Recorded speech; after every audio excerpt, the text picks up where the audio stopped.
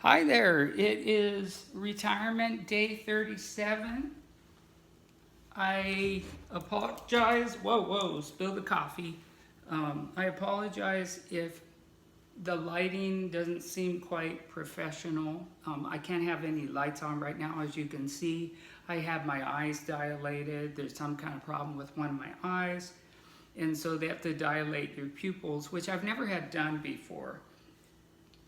I didn't realize that when they do that, that when you walk outside, even with these on and my transitional glasses, that, hop up Shirley, that the ground was just shimmering white. Now I don't know in other parts of the world, but here are maintenance workers and people working outside. Many times they wear these light pale green windbreakers, and they have like reflective white striping on their windbreakers, and that's what the ground looked like. It looked like reflective white striping, and I was amazed that there was actually that much light in the world that I cannot normally perceive.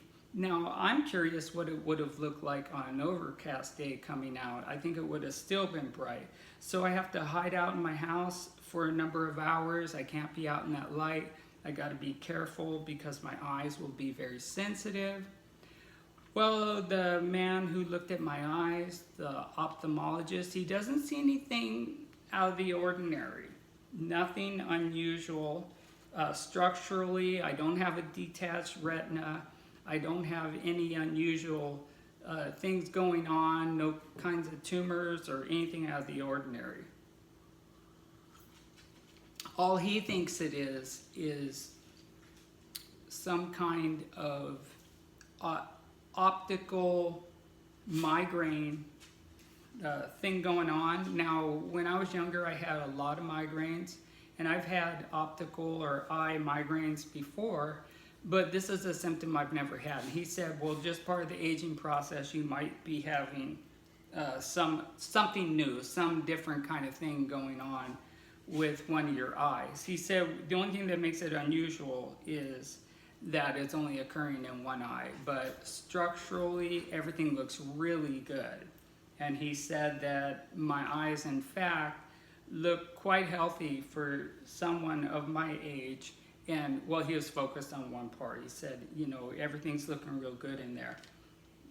Now, let me just read a few headlines here from the Downey Patriot. It's one of these newspapers that they throw onto people's driveways. Now, this one comes from about 5 days ago or so when I was visiting my friend Rich in Downey for the 4th of July, as you may remember. So I'll just read some of the headlines. And I've probably read almost everything in this, partly because I love it, and also because I didn't have the internet for half a day when I was over there, so I needed something to do. This one says, Supreme Court allows cities to ban public encampments. I don't know what it's like in the rest of the country or the rest of the world, but we have a huge homeless problem here in Los Angeles and its environs. People just pitch tents all over the place. Now, I know there are legitimately poor people, and I feel for them, but many times the people that are on the streets are there because they want to be, or they're just drug addicts. And sometimes they don't want to follow the rules, so they just would rather live on the streets. But I don't think it's fair for them to affect people's businesses and scare people trying to walk by. And plus, it's unsightly and uncouth with all that trash and everything all over the place. I would hopefully, if I were ever poor, that I would try to keep my things orderly, but I don't know. But the people who are on drugs are scary. Plus, we have a lot of unhoused people that are mentally ill as well. And when someone's yelling and screaming and walking around the sidewalk and out in the street and spinning around in circles, and they're just scary.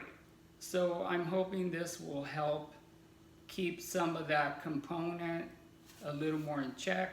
I think California needs to make it a little harder on you, that if you don't want to follow society's rules and you want to just do what you want and take drugs, that you shouldn't just be allowed to go wherever you want at any time of day and make all kinds of mayhem. As I said, I'm not talking about the true poor. That's a different situation. Now, I was raised in a lower middle class area, which technically was poor, so I know what it's like to go without a lot of the things that people consider in America to be what you need to survive and thrive. Now, I wouldn't change that. I had a very happy childhood.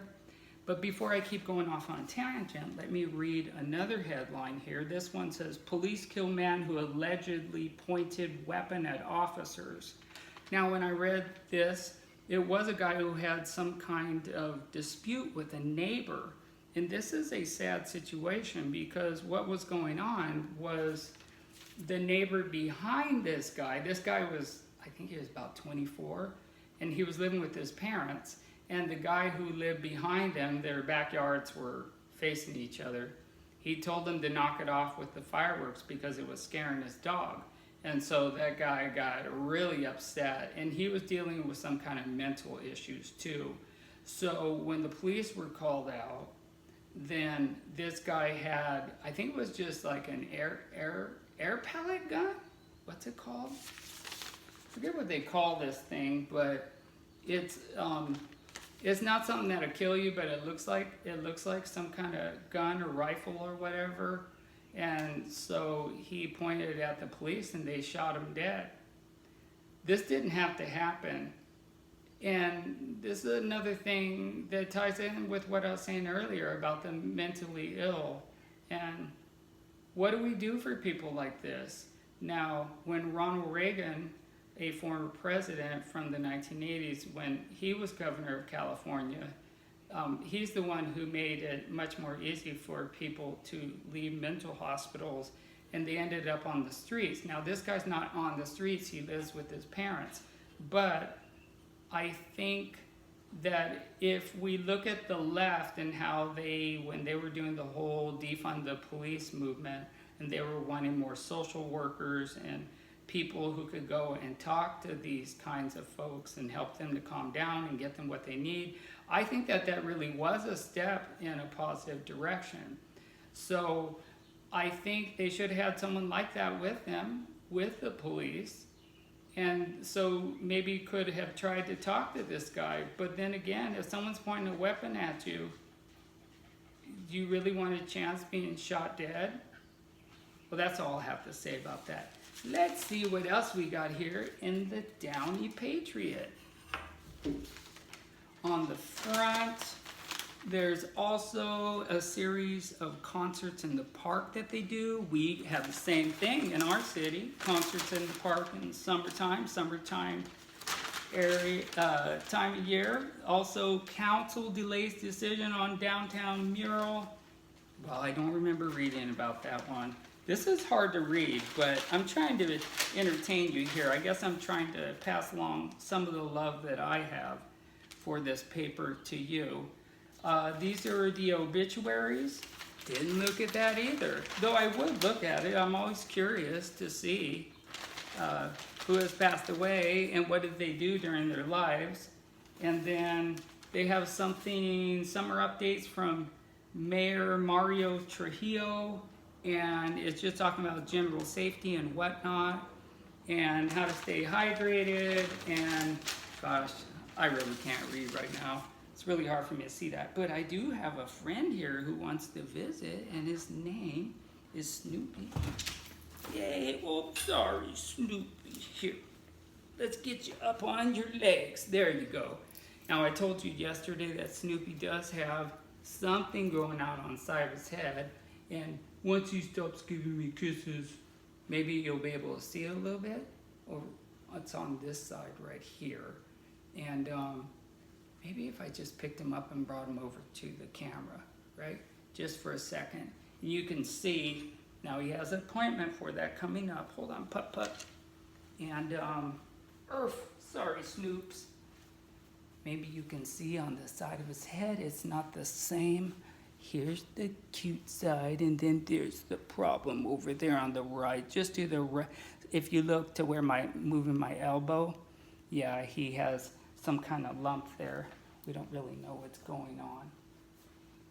And this was take 2 on filming because 2 of my doggies noticed a Lizard on the wall, and so I figured sooner or later they're gonna start barking. They're making me nervous, and I was trying to talk to the camera, but I'm like, oh, forget it. I'm just gonna turn this off, open up sliding glass door, let the doggies go run out there and chase the lizard. And Snoopy got pretty close to getting the lizard, and I didn't want him to do that.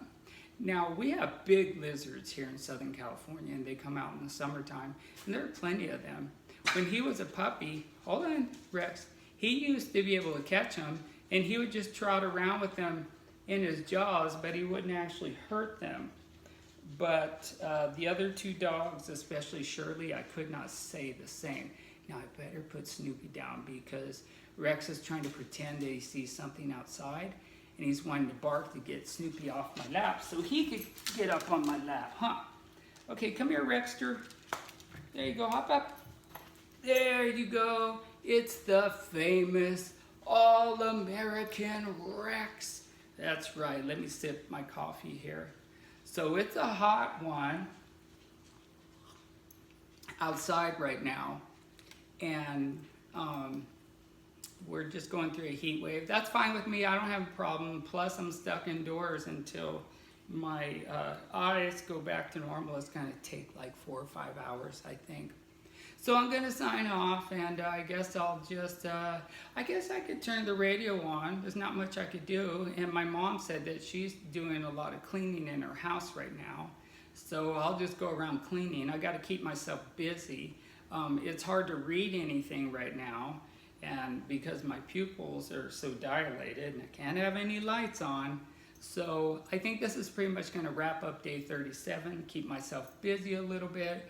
But it's good to talk to you, and I'm glad to give you the information, Rex, about my eyes being fine. And I'm just, please out there, if you pray for my dog Snoopy, that everything will go well for his appointment in about 5 days to find out what this weird mass is on the side of his head. So, probably noticed Mount Rushmore up there. I'm glad I remembered this right now. That isn't just some photo of Mount Rushmore, 4 of our former presidents. My friend Rich actually went there and took that photo and then had it blown up onto a poster board. And so that was something that I wanted to have up because I'm very, very pro-American, very, very super American over here. Now, politically, I'm not truly to the right nor to the left. You know, I don't identify with either the Republican or the Democratic Party, but I do believe in elements of each. I suppose what you could really say is I'm more somewhere between a green ticket party person and a libertarian is what my younger brother would say. I pretty much fit that one to a T. But I don't define myself as that. The Libertarian Party is a much, much smaller party in America. The 2 main parties are the Democrats and the Republicans. And then slowly over time, the Independent Party is growing, but they are maybe 5–10% of what people are. Democrat and Republican, I think it's pretty much split. I think there are a few more Democrats in America than Republicans, maybe a couple million or 2 more. That's about all I know. I'm going to wrap this up, and on Mount Rushmore, in case you don't know, let me tell you who's on there. We have over to my far left there, that's Abraham Lincoln, our 16th president, and then next to him is Theodore Roosevelt. Now, if I recall right, he is the president who was the president for the very longest period of time, for 16 years. There's a chance I'm mixing him up with the other Roosevelt, though. Also, Theodore Roosevelt is the man that, the guy with the mustache, that the teddy bear was created after. And because his first name's Theodore, and Teddy Roosevelt. And the teddy bear was such a huge hit in America that long after he left the presidency and even after his life was over, they continued to make teddy bears. And now any bear that's like of that style is called a teddy bear, but that's where it came from. And then next to him, we have Thomas Jefferson. He was our third president. And I'm currently reading presidential biographies. So Thomas Jefferson was definitely one of the more interesting and secular presidents that we had. And then, of course, every American knows who this is.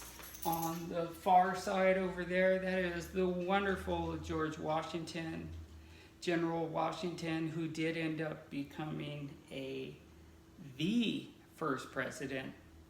And so that's just a little tiny little history there. I don't think there's anything else up there that I haven't told you about.